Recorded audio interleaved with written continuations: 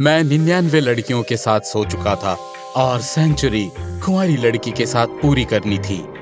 इसलिए अपना परफेक्ट शिकार ढूंढने के लिए मैं चर्च चला गया। हालांकि अंदर जाने पर सिर्फ बूढ़ी औरतें ही दिखीं। मैं बस निकलने ही वाला था कि मुझे प्रिस्ट की बेटी एशली नजर आई। प्यारी, जवान और जाहिरी तौर पर बिल्कुल कंवारी, एकदम सही शिकार। मैं बाहर फूल लिए जाल बिछाकर उसका इंतजार करने लगा। तुम्हारी आंखें झील के जैसी हैं और मैं इनमें डूब रहा हूँ। इतने बड़े होकर तैर नहीं सकते? वो हंसते हुए वहां से चली गई। उस इनकार से तो भिखारी भी हंस पड़ा।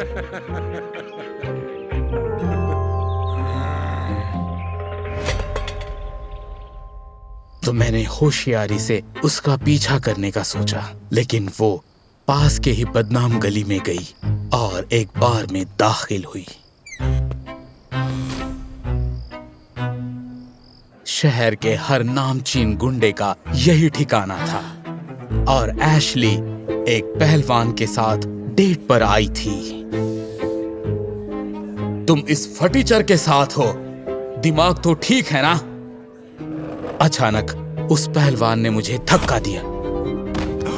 निकल लौंडे, दिख नहीं रहा हम बात कर रहे हैं? फिर क्या, पूरा बार एशली के साथ खड़ा हो गया और मैं जान बचाकर वहां से भाग आया। मैं हार की कगार पर था। आखिर वो क्या छुपा रही थी? अचानक मेरे कंधे पर एशली का हाथ था। मैं उन अभागों की मदद करती हूँ जो भटक गए हैं। इस बार के बहुत से लोग मेरे हेल्प सेंटर आते हैं। उसने मुझे अपना कार्ड दिया। तुम्हें भी आना चाहिए, थोड़ी मदद की जरूरत तुम्हें भी है। मुझे तुरंत एक आइडिया आया, लेकिन पहले मुझे इस अच्छेपन से शुद्धि करवानी थी। तो मैं कुछ परियों से जा मिला और उन्हें मेरे प्लान के बारे में बताया। मिस प्रिस जल्द ही मेरा इनाम बनेगी। अगले दिन मैं हेल्प सेंटर चला गया। वहां एक से बढ़कर एक उल्लू थे। एशली मानो कोई परी थी जो सबकी मदद कर रही थी।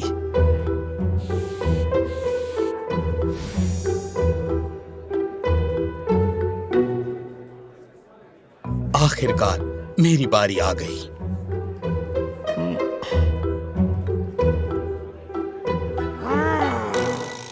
मैं रास्ता भटक गया हूं। मैं कोई ऐसा चाहता हूं जो मुझे समझा पाए। एशली को मेरा दर्द महसूस हुआ। उसने मुझे क्लास के बाद मिलने को कहा। सब कुछ प्लान के मुताबिक हो रहा था। जल्द ही सब लोग चले गए। मैंने बिल्डिंग की बिजली गुल कर दी। मुझे यकीन था कि कैंडल लाइट में हुई बातें रोमांटिक माहौल बना देगी। एशली ने मन लगाकर मेरी मनगढ़ंत कहानी सुनी। मैं उसके करीब गया और उसके घुटने पर हाथ रख दिया। एशली, शायद जिंदगी भर मैं तुम्हारी जैसी लड़की ढूंढ रहा था। वो मासूमियत से मुझे देख रही थी। मैं उसे चूमने के लिए आगे बढ़ा।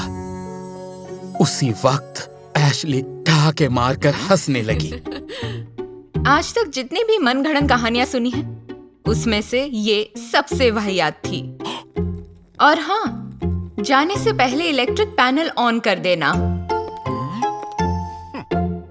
मुझे एहसास हुआ ये शिकार इतना आसान नहीं है। फिर भी मुझे इस बात का मजा आने लगा था। अगले दिन मैं दोबारा हेल्प सेंटर गया। मैं एशली को डेट के लिए पूछने वाला था, लेकिन सेंटर बंद था। मैंने किसी को पूछा कि क्या हुआ है। जवाब ने मुझे चौंका दिया। एशली अस्पताल में है। शायद किसी विजिटर ने उस पर हमला करके चोरी की है। एलेक्स, तुम यहाँ क्यों आए? घर जाओ। तुम औरों की मदद करती हो, फिर भी तुम्हारे लिए कोई नहीं। झिझकते हुए उसने मुझे रुकने दिया। मैं खुश था क्योंकि उस रात मेरा कुछ प्लान था। जब सारे लोग सो गए, मैंने एशली को बताया कि उसके लिए सरप्राइज है। उसे इसकी उम्मीद नहीं थी, लेकिन वो मेरे साथ चलने को राजी हुई। हम छत पर आ गए, जहां मैंने एक डेट की पूरी तैयारी की थी। किसी ने भी उसके लिए ऐसा कुछ नहीं किया था। जितना सोचा था तुम उतने भी बुद्धू नहीं हो। मैंने एशली को गले लगाया। उसने कुछ नहीं कहा। चांद की रोशनी में उसकी खूबसूरती बढ़ रही थी, जिसे मैं पूरी दुनिया से बचाना चाहता था। जो भी हुआ, उसके बाद तुम सेंटर बंद कर दोगी, है ना? बिल्कुल नहीं, मैं वहां वापस जाऊंगी। क्यों? तुम्हारी जान जा सकती थी। अचानक एशली की आंख भर आई और उसने कहा, वो जगह मेरे मॉम की है। पता चला कि एशली के पेरेंट्स वहीं मिले थे और उन्हें प्यार हुआ था। उसके बाद उन्हें एक बेटी हुई, लेकिन उसकी माँ उसे जन्म देते वक्त चल बसी। पिताजी ने भक्ति के बदौलत दुख पर काबू पा लिया और वे प्रिस्ट बन गए। और जब एशली बड़ी हो गई तो वो हेल्प सेंटर में काम करने लगी। जिंदगी में सबको दूसरा मौका मिलना चाहिए एलेक्स, और मैं वो तुम्हारा दूसरा मौका बनना चाहूंगी। तभी मुझे लगा मैं एशली के साथ गलत नहीं कर सकूंगा।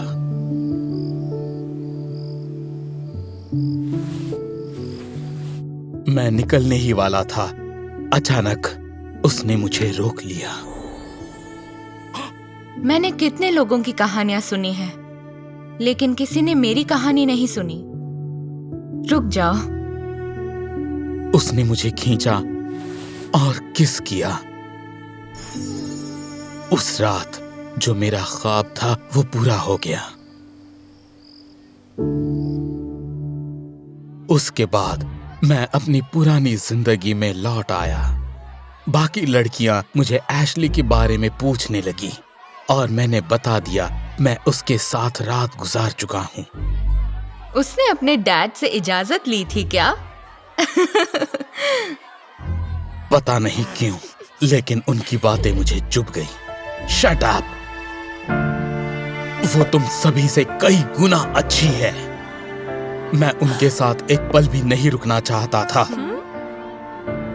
जब मैं एशली से दोबारा मिला तब वो तुरंत मुझसे लिपट गई। एलेक्स, मुझे लगा तुम कभी वापस नहीं आओगे। उस पल मुझे एहसास हुआ कि मैं उसके बिना नहीं जी सकता। उसके अगले ही दिन मैं एशली को डेट पर ले गया।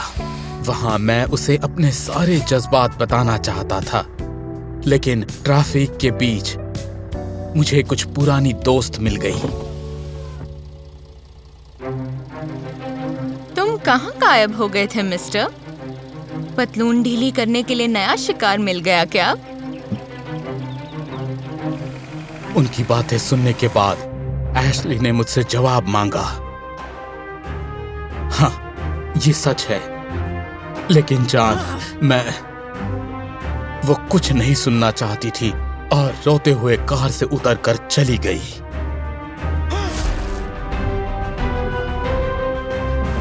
मैंने उसे दिन भर कॉल किए, लेकिन उसने जवाब नहीं दिया।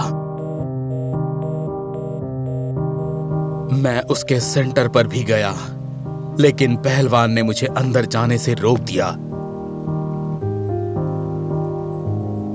तुम्हारे गंदे दिल को सच में मदद की जरूरत है, लेकिन कहीं और चले जाना, जीते जी यहाँ लौट कर मत आना।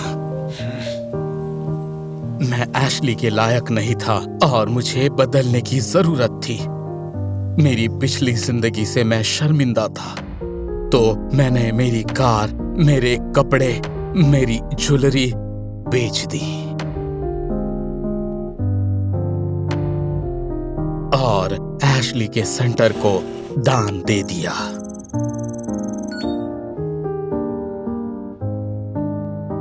मुझे उम्मीद थी कि वो मुझे माफ कर देगी। हालांकि उसके तुरंत बाद एशली मेरे घर पर आ गई। तुम मुझे खरीदना चाहते हो? अपने पैसे अपने पास रखो। मैं बेवकूफ था और तुमने मुझे बदल दिया। मुझे तुमसे प्यार हो गया। बदकिस्मती से बस ये एक तरफा है। सोचा था एशली चली जाएगी, लेकिन उसने मुझे छुआ।